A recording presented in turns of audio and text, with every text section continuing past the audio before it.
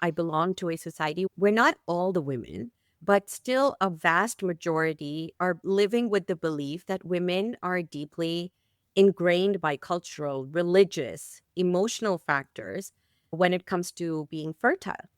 So imagine my fear of having to disclose, forget even talk about, but even disclose something as unlogical as a diagnosis of secondary infertility. Nobody would understand that. I've heard people come tell me, oh, do you just want to enjoy your life? And that's why you don't want to have a baby.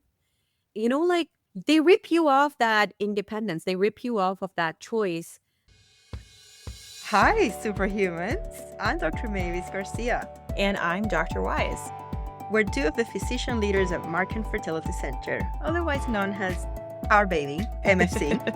As fertility specialists, we've witnessed firsthand the challenges, triumphs, and the myriad of emotions that come with trying to conceive.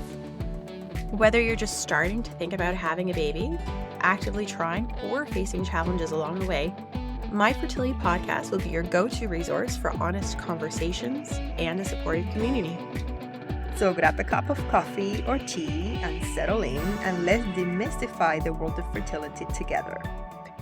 Today on My Fertility Podcast, we are joined by Nazan. She is going to share her journey about secondary infertility, the challenges of fertility treatments, and some of the taboos surrounding fertility and mental health in South Asian communities. If you'd like to connect with Nazan, you can check her out on Instagram, where she is documenting her motherhood journey at motherhood_1 as in the number, more time. Hello, Nazan, and welcome. A few weeks ago, you connected to us via email. You sent a beautiful email that I was so impressed, and I replied to you right away. Tell us what was in that email and what inspired you to write it. Thank you so much for having me. And yes, thank you so much for your very prompt response. I was so shocked. I was not expecting that at all.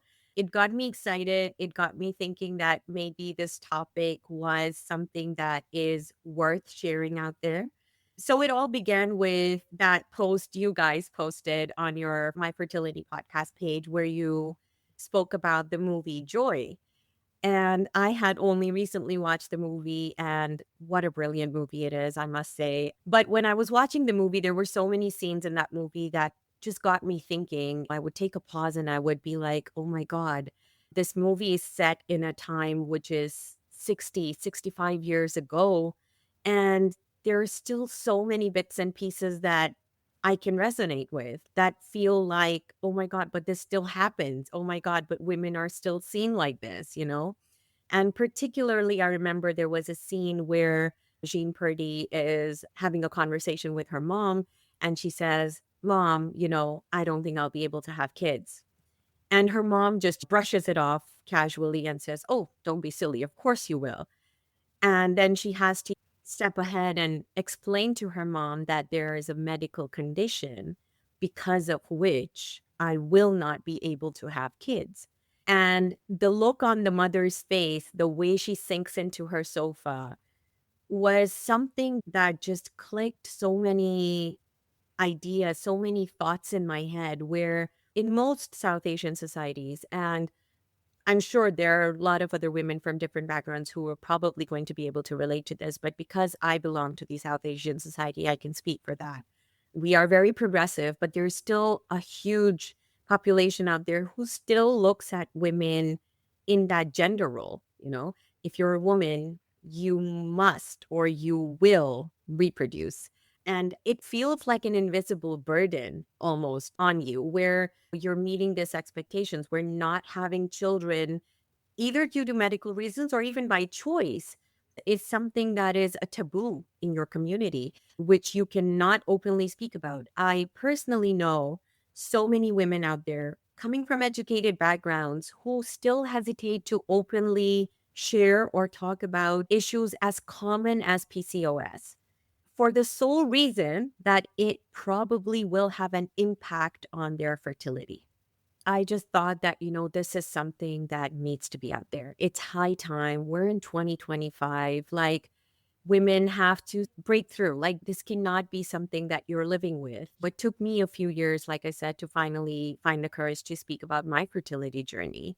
And the reason that I was inspired to write to you guys is your platform, your reach, the audience that you're catering to. I would love and I strongly believe that with today's episode, we are going to be resonating with a lot of women, not only from my cultural background, but many others for this particular taboo.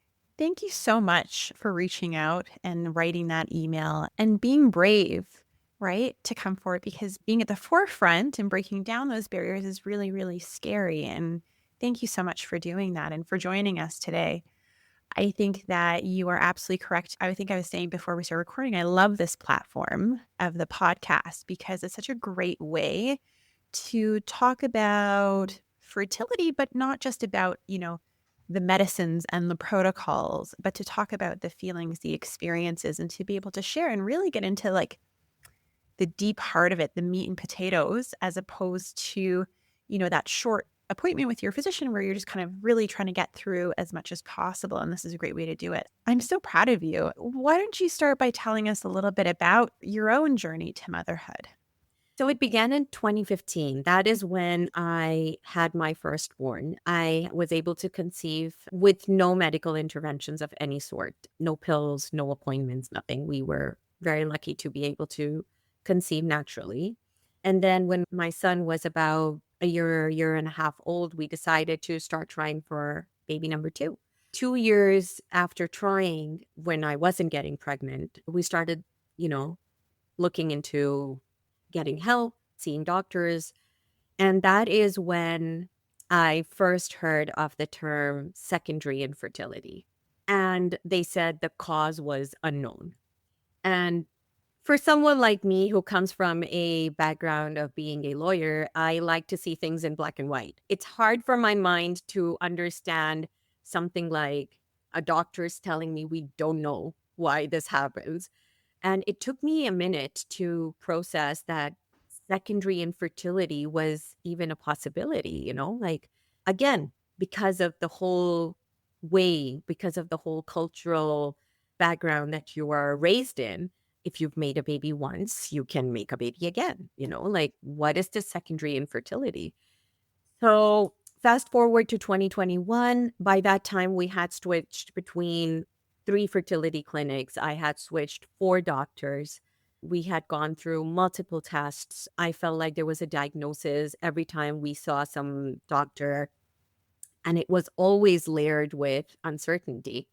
We had seen naturopaths, acupuncturists, tried cupping therapy, exercising, healthy eating, clean lifestyle, you name it. But year after year, I found myself questioning, what more can I do? Who else can I see? And the frustration really piles up, like the emotions, anger, hurt, loneliness, stress, and most importantly, the loss of trust in your own body, the incapability to understand why, like, why is it not working is horrible. And I remember around 2022, we were going through an IUI cycle. And I woke up one morning and I was blind in one eye. I didn't know what was going on. And I was diagnosed with acute uveitis in my eye. And I remember so vividly telling my husband that, you know what, let's not tell our fertility doctor that this is happening because he's going to stop all my treatment then. And my husband, being my biggest strength and thankfully the logical one at that time, he convinced me that we have to disclose all medical conditions. And rightfully so, all my fertility treatment was put on hold till I recovered fully. But I want to share this because this is what this journey does to you. Regardless of how logical, how educated, how experienced you are, that desperation can sometimes really get to you. And now when I look back, I feel like, oh my God, like if someone was to come to me and tell me that I'm blind in one eye, I'm on steroids, but I'm not going to disclose this, I would like, nope, you cannot do that. But the feelings of despair and hopelessness are real. You have to own them. You have to acknowledge them. You have to do it first before you expect others to validate them for you. So, needless to say, during my 7 years journey with secondary infertility, there were many such highs and lows. And I've also experienced a few heartbreak for some losses along the way, which also resulted in multiple surgeries for me. But what seemed to be a tunnel with no light at the end for so many years finally gave us our beautiful miracle baby, who's now 5 months old, thanks to Markham Fertility also. And currently, I like to call this phase of my life experiencing motherhood one more time. Thank you so much for sharing your story. And one of the things that really struck me when I read your email, I remember it was at nighttime and I was in my office, and I don't usually check emails. I should say that I check emails all the time, but I don't usually reply after hours. I check them all the time, right? I don't always reply after hours. But yours just really just hit me right in the feels. And one of the things that I loved about your email is when you talked about, and your words were something like on the lines of like, in my culture, and you were referring to South Asian culture, but you're right, it applies to many cultures. Everybody just expects a woman to reproduce. And you spoke about that a lot in your email and how that was so hard for you. Can you talk a little bit more about how that expectation affected you personally and affected your relationships? Of course, I come from a well educated background, a well educated family, and I was married into one too.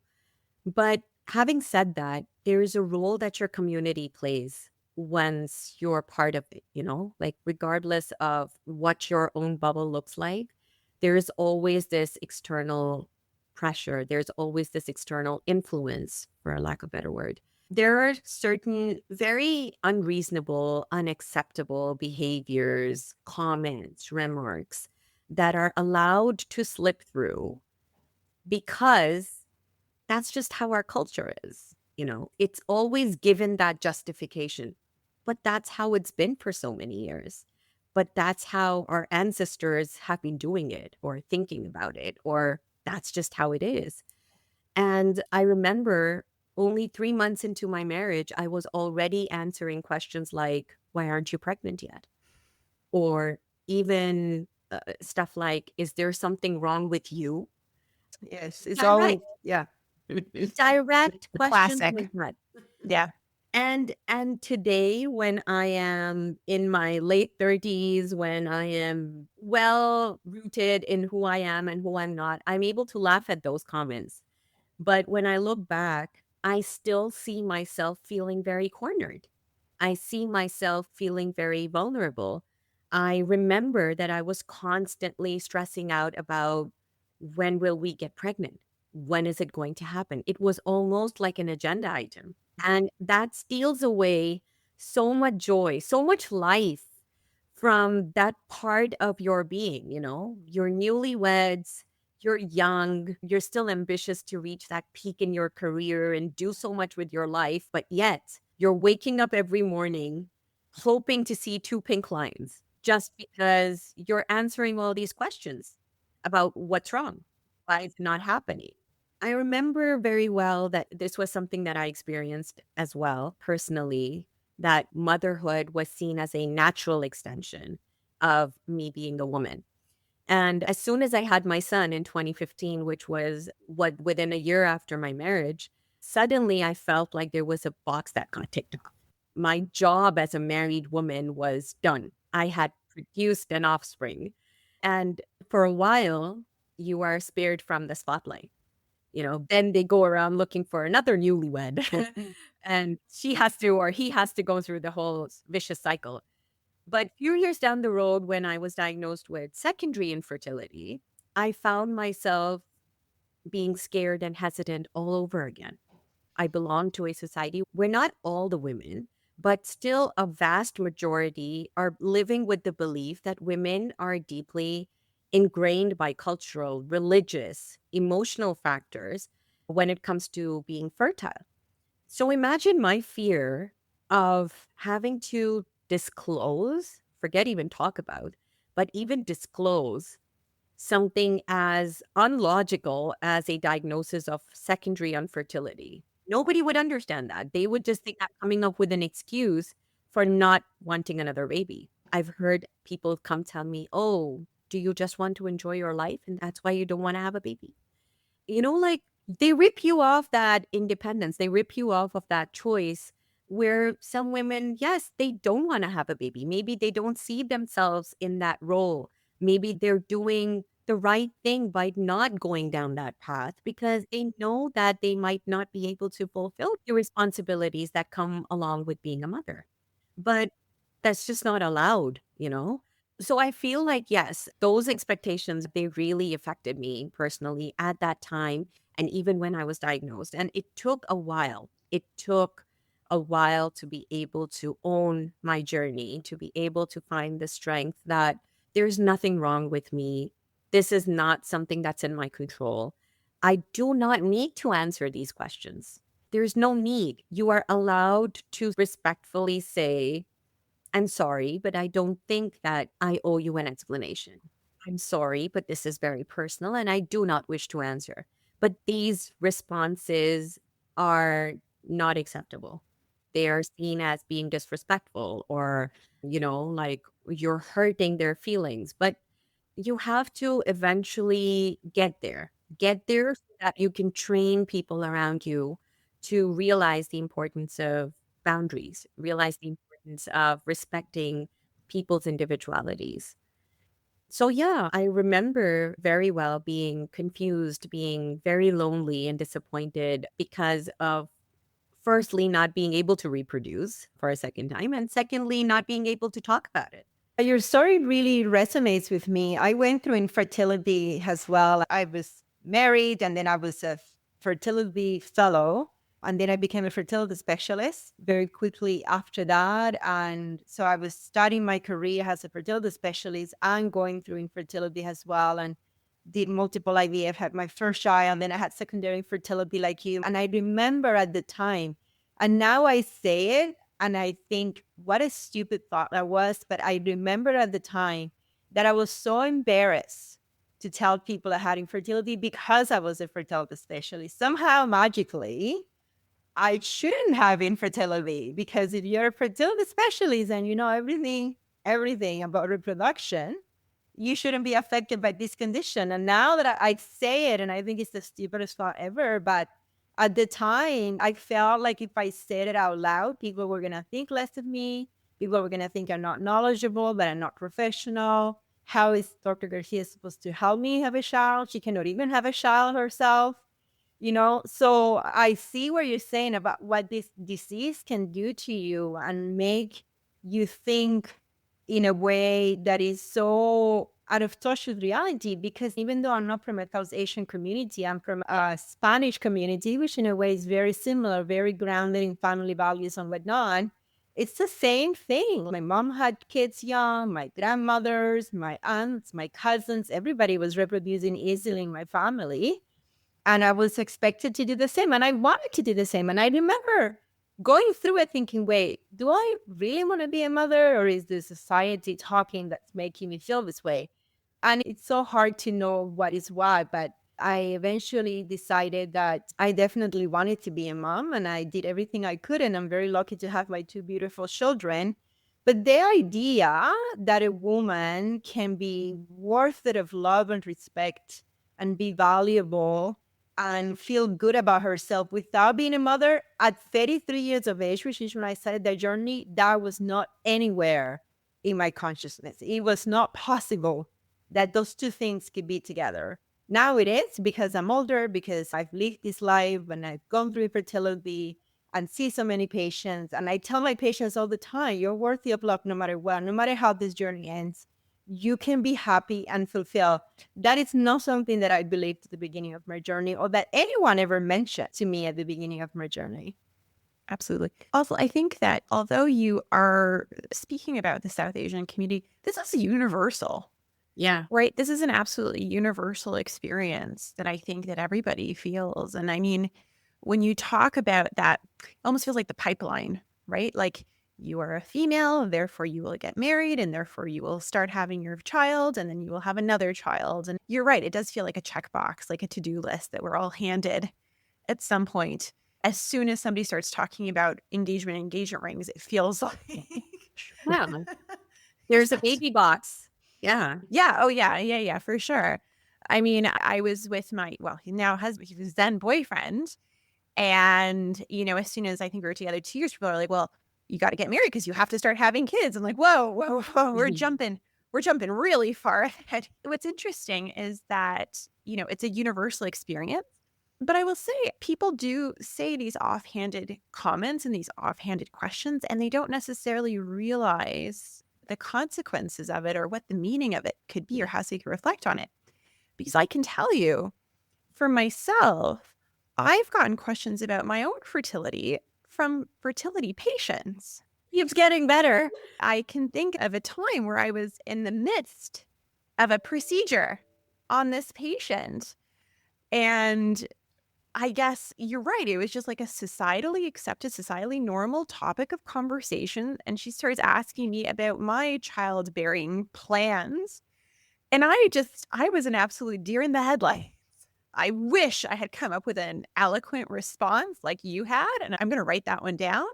I did not. I will admit I got deer in the headlights look and was like, I need quiet for the procedure. And I just kept going. But it's true.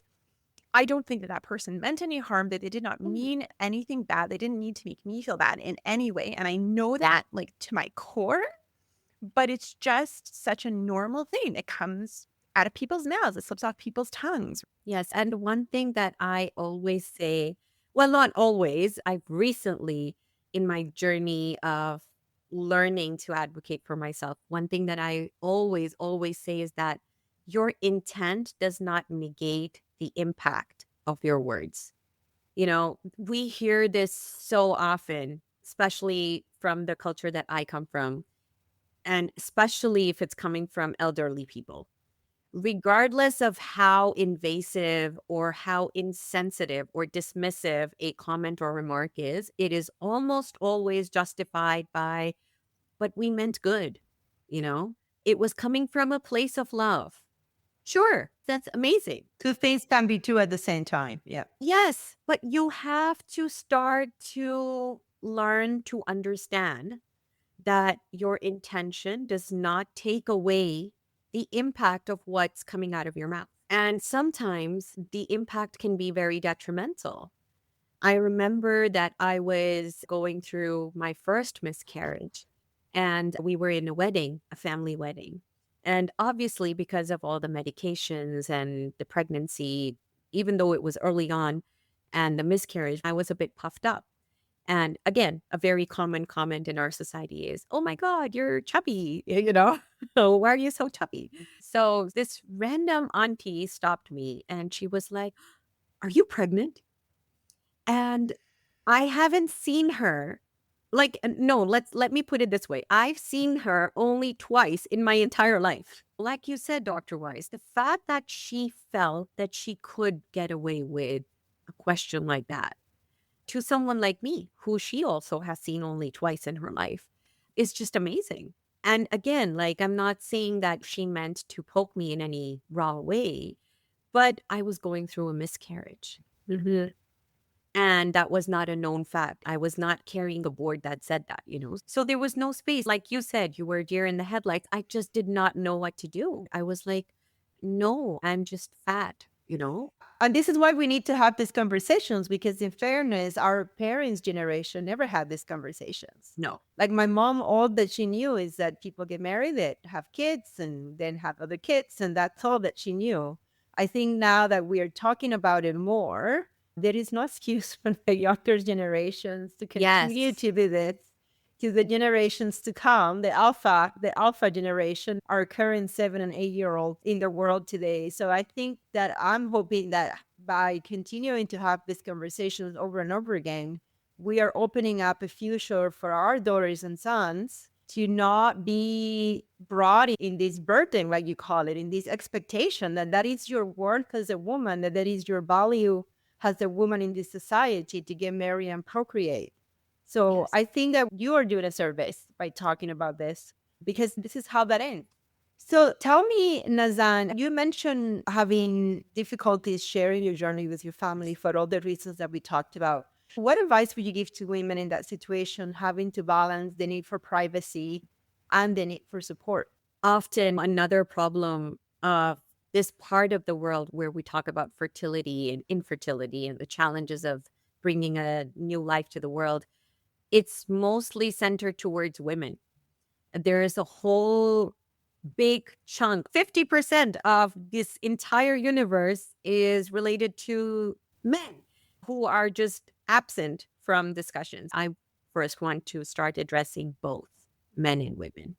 If you are facing infertility because of a male factor or a female factor, I want to first hold some space and let you guys know that you're so brave.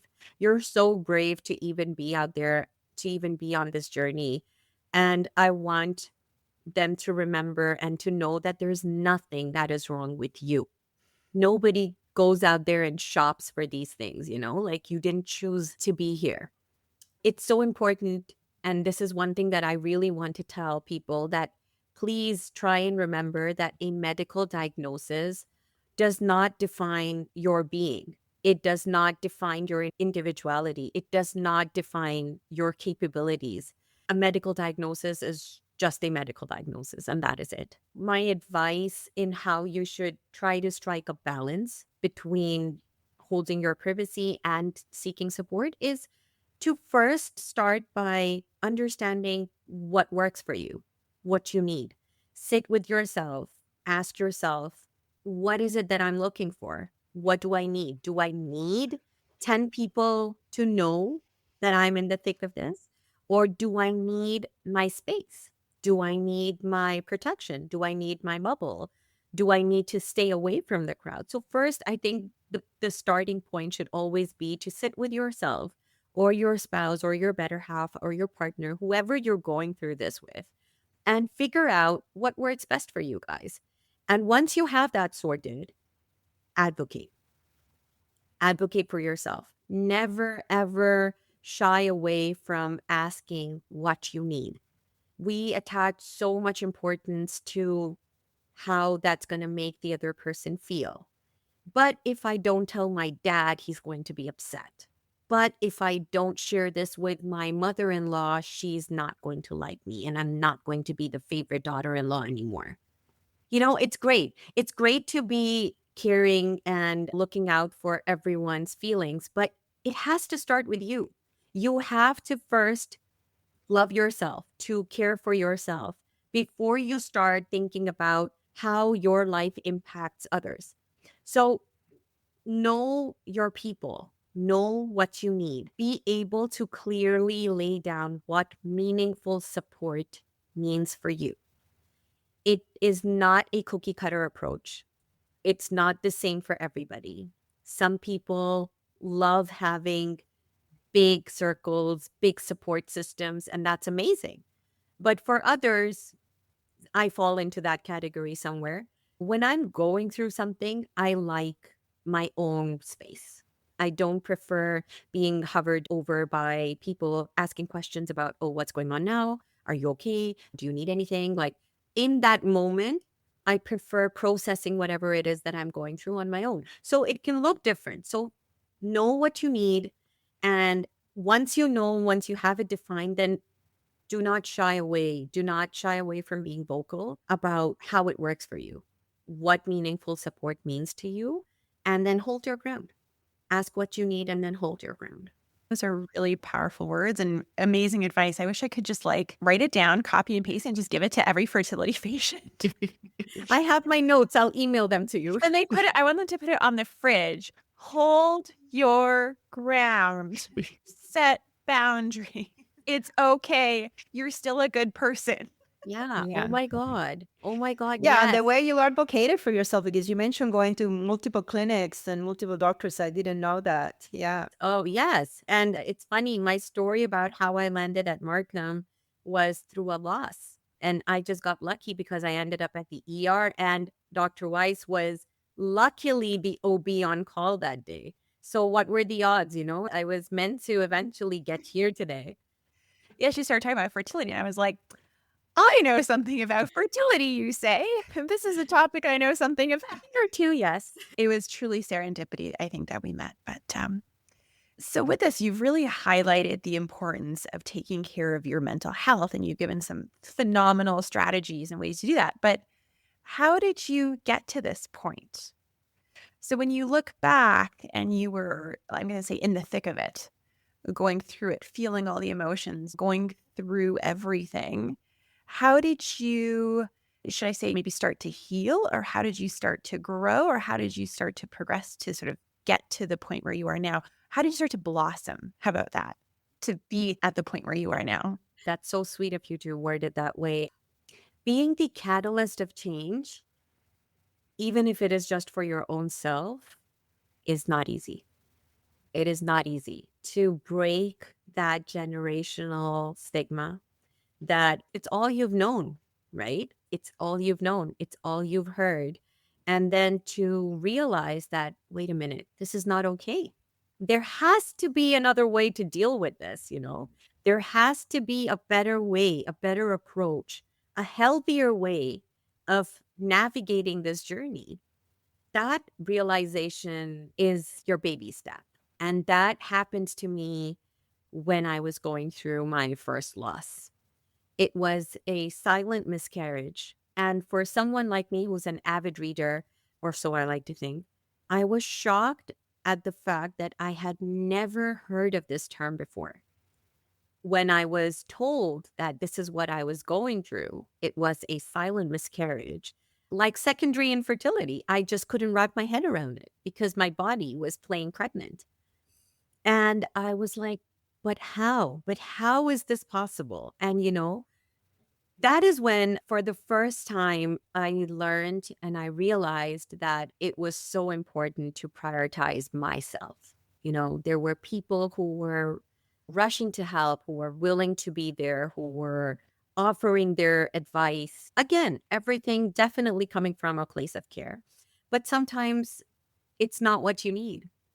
And unfortunately, like a minute ago when Dr. Garcia said that in today's world, lack of awareness is literally not a valid excuse anymore. You know, there's so much out there that is at the disposal of a click that you laying down on saying, I was just not aware, is kind of you telling me that you're unwilling to be aware, that you are unwilling to evolve, that you are unwilling to unlearn generational norms. We are no longer in a world where we can rely on monkey see, monkey do.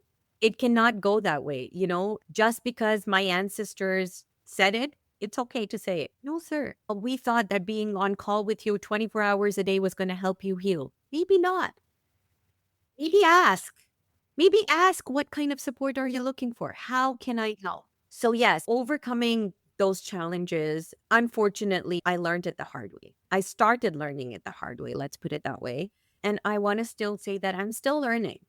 And again, you know, once you start bringing about that change, once you start drawing that boundary, once you start advocating for yourself, that's when you turn into the bad guy. Yeah. There's Yeah. pushback and you have to be ready. I remember having a conversation with a very close friend about this, and she said something that really stuck with me. And she said, you have to learn to experience that guilt because it's going to come, because they will make sure that it comes.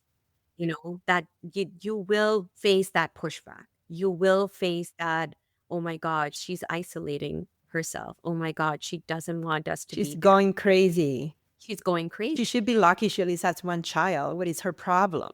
Oh my God, Dr. Garcia. Sounds familiar? The number of times. And, you know, another thing that I really want to take this opportunity to highlight again for people who may be able to resonate with this is the religious beliefs and how they are linked to your experiences. Please, please, for God's sake, do not be God's assistant. Do not tell a woman who's going through a loss that maybe you should seek more forgiveness. I've heard that. I Oh, got that. You know, because yes, again, your intent does not negate your impact. When you say stuff like that to someone who's going through a loss, you're indirectly telling them It's that, your oh, fault. maybe, Yeah. yeah, maybe God took away your, that number one, that is not how God in any religion operates. That's right. yeah. That is not how it works. And even if it does work that way, please let him handle it, you know? Yeah, it's between you and the big person. Yeah.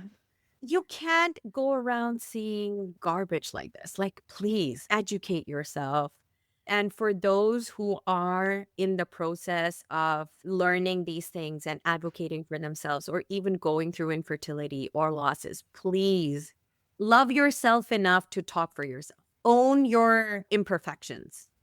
Own it. Own it, like shamelessly own it. Yes, I can't have a baby. Yes, I'm struggling. Yes, I'm trying. Yes, I made a baby once. I cannot do it again.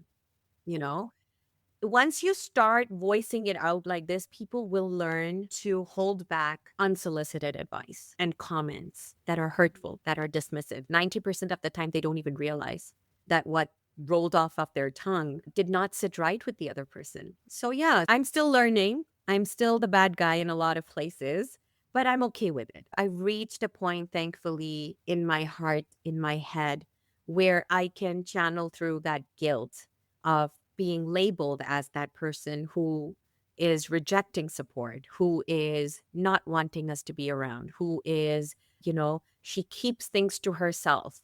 Maybe that works for you and it's okay. Learn to hold space and respect for people like that. Yeah, I think you ultimately have to teach people how to treat you. And also, I think two things can be true. I went through all of those comments. I still remember when I was pregnant with my second. So I had a boy, and my second one was a boy. And I knew it would be my last one because I had so many troubles conceiving the second one. I was 40 years old. There was no way was going to have a third. I was telling my friend this, and I was pregnant with my second, and I said, I'm having another boy. And she goes, oh no, that means you'll never have a girl now. And that just crushed me. Like, here I am sharing with her, I'm finally pregnant with this baby, and this is what she comes back. And, that person, I'm still good friends with her. It took me a while. I did call her out on it, and she was mortified and she apologized. And it's like you said, I don't know that her intention was like, you love pink. Look at me. Like, you love pink. You love sparkly things. And I really picture you with the girl and the pink and the sparkle. And now that's not happening. That's why, like, in my whole life since I've known you, I always really picture a girl for you.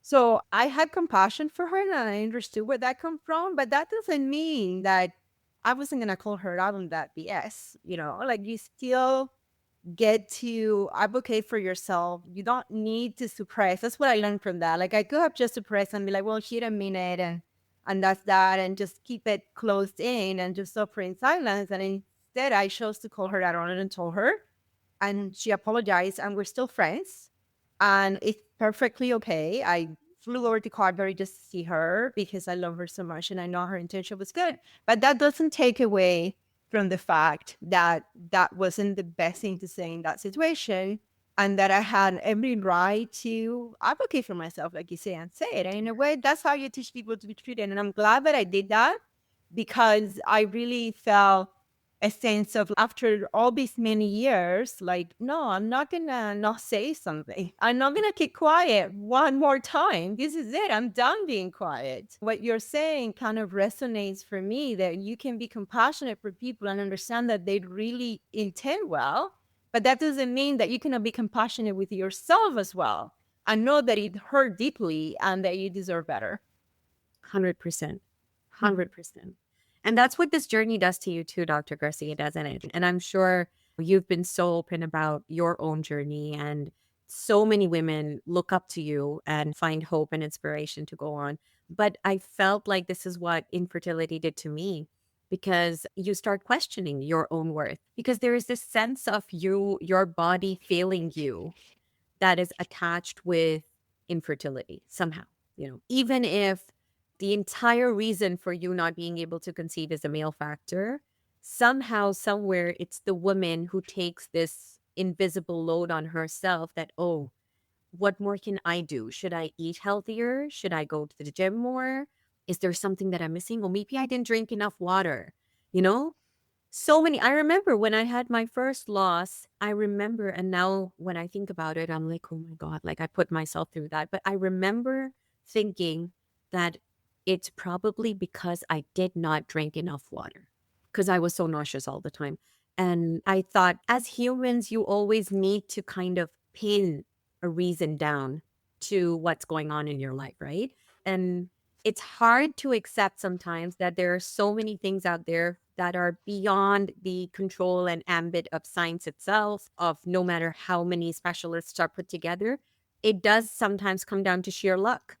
And to not be able to find a reason to pin down a certain event can be daunting. It can affect you, and you start questioning your own capabilities. In this conversation, we've hit on so many things, even outside of fertility, right? I mean, we've talked about societal norms, how cultures are different yet kind of all the same in terms of the cultural experiences that we all have. Because I see us all, one person said, we're all like, huh? Yeah, Yeah. we're all nodding our heads South away. Asian, Spanish, European, we're all experiencing the same thing. Yeah, no, the three of us are a decent representation of the United Nations, to be honest. We cover the entire world. We're meeting Asian, but that's Crystal. Yes. Yeah, exactly. But, that is layered on top of also stigma around mental health, right? Because fertility and mental health are so deeply, intricately intertwined, especially infertility and mental health. But then mental health comes with its own stigmas, often in many cultures, generationally, generally in society as well. And so it's almost like a double whammy in a way for a patient who's going through infertility and also struggling mentally with their mental health, right? Where it's additive almost in terms of all the reasons why other people around you are struggling to figure out, what to say to you, what to do with you, basically, and sort of how to be around you in some way, right? And so I think this is a very important conversation. And I'm so glad that you came forward to share your story. I know we said that before, but I wanted to thank you again. So let's say somebody is listening to this podcast episode right now. They're driving in their car. They're maybe have experienced a loss. Maybe they're experiencing fertility issues. They are feeling maybe alone. They're feeling maybe isolated, like they can't talk about it. They're getting the "when are you guys having kids?" question that we all know and love. What would you say to that person? I want to try and articulate this in the best way possible. As women, again, like you said, in most societies, I guess, we're raised to put ourselves on the back burner often. If you've heard of that phrase where they say the burnt toast syndrome, the woman of the house, the mom, the wife is going to eat that burnt toast and she's going to serve the nice ones to everyone else. You have to stop that. As a woman, regardless of what journey you're on, regardless of what part of life you're on, regardless of what cultural, societal, religious backgrounds you belong to, you have to begin with prioritizing yourself, loving yourself in its true essence, valuing your worth, knowing what you are, what your choices are, what you're capable of. Telling repeatedly, like there's so many things out there these days, mental health affirmations, and there's morning affirmations and evening affirmations where we have these fancy little cards glued around our bedrooms and our dressing tables that say you're worthy, you're important. But seriously, sit with that thought for a minute. Sit with it for a minute and ask yourself, do you really look at yourself like that? I remember my best friend once when I was going through a rough period. She called me and she was like, Nazan, I have an assignment for you. And I was like, okay. And she was like, I need you to write down 3 things that make you happy. And I was like, oh, that's easy. And then I started writing and she was like, no, but wait, here's the challenge. And I was like, what? And she's like, it has to be you. You cannot write, my son makes me happy. You cannot write, us spending time as a family makes me happy. No, just you. Just you. And that's hard. It didn't come easy to me because my life revolves around all those who I love and care for. And that's where I feel like that's my job. That's where I feel fulfilled. But once you break through that cycle and once you start to do things that make you happy, that matter to you, literally you break free. It's almost like you take that deep breath after a long time and you're like, oh my God, I didn't know. I didn't know. Like there's so many times when I found myself questioning that, am I doing this right? I stepped away from work to be able to optimize my chances of conceiving again. And it was hard. It was a very dark time for me because I've always been an overachiever, a go-getter.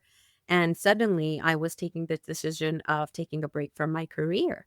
And I was self-doubting, constantly questioning myself. And somehow all of that translated into me telling myself that now that I was not earning or in that workforce, I was somehow less worthy.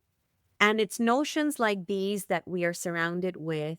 And sometimes we even do that to ourselves unconsciously that make us weak, that absolutely rip away our right to live our truth, to say what is that we need, to say what works for us. So please, for anybody who's listening to this, for anybody who's being able to nod their heads with what we're talking about today, to anyone who's going through a rough patch, please love yourself. Tell yourself that there's nothing wrong with you. There is nothing wrong with you. Nobody goes and chooses to be on a difficult journey in life. You just have to play the cards that are dealt out to you, right? So own them. Wear your struggles like a crown. Talk about it. Empower others. Empower yourself. Share your story. Bring the community together. That is what's going to liberate us all, I feel. Thank you. That was very powerful, Nazan. Thank you so much for spending this afternoon with us and for writing that email and sharing your story. And I think you're absolutely right. When you sent that email, you said, I want this to resonate with women like me. And I think that it will. I hope so. And I think that every woman is a woman like you, Yes. right? Yes. And so I think it's going to resonate with all of our listeners, regardless of whether they're on a fertility journey or not, and wherever they are in that journey as well. For sure. Thank you so much for having me. And once again, more power, more love, more hats off to you guys for doing this despite your very crazy schedules, which I have witnessed myself as being on the other side of the table. Like I said, 10 years down the road, you guys are going to be known to be pioneers for doing this for so many people out there who need the support. I am so glad, and I always take the opportunity to share your podcast page, your Instagram page with people who are on similar journeys, not even if necessarily they're on a fertility journey, just to see how the community comes together and how there are so many people out there who are like you, who are nodding to what you're saying, who understand you. Even if that kind of support's not coming from familiar faces, sometimes you reach out, Don't be scared to reach out, to talk to people, to talk to strangers, hear their stories, share yours. This is how we empower each other. So thank you. Thank you so much for doing what you guys are doing. You're amazing. You're pink and you're amazing. Thank you so much. And that's a wrap for today, Superhumans. If you're looking to connect, get social with us. Follow us on YouTube and Instagram at My Fertility Podcast or visit us online at myconfertility.com. And don't forget, follow, subscribe, and share your favorite episode. Thanks for listening to My Fertility Podcast and for being a vital part of our community. We know you've got this. We're signing off until next Tuesday. If you found this episode of My Fertility Podcast helpful, please take a moment to head over to the review section and leave us your thoughts. Your reviews and comments are incredibly valuable to us and help guide future episodes. We also welcome you to direct your questions to info@myfertilitypodcast.com. My Fertility Podcast is produced by Rabbit Media Inc. in conjunction with Dr. Garcia and Dr. Weiss. Music from Mix Kit Raising Me Higher by Ajay Stelino. My Fertility Podcast is not intended to replace any type or variation thereof professional medical, health, or legal advice, nor should the content be taken as medical advice. Please contact your primary healthcare professional regarding any medical questions you may have. The information presented in this podcast is based on the knowledge and understanding of the host at the time of recording. Medical knowledge is constantly evolving, and new research may change the understanding of health-related topics. While we strive to provide accurate and up-to-date information, we do not guarantee the completeness, accuracy, or timeliness of the content. The views expressed in this podcast by guests are not those of the host or the management. This podcast is not intended to impose any type of discrimination. My Fertility Podcast and its management are not responsible for any losses, damages, or liabilities that may arise from the use of this podcast.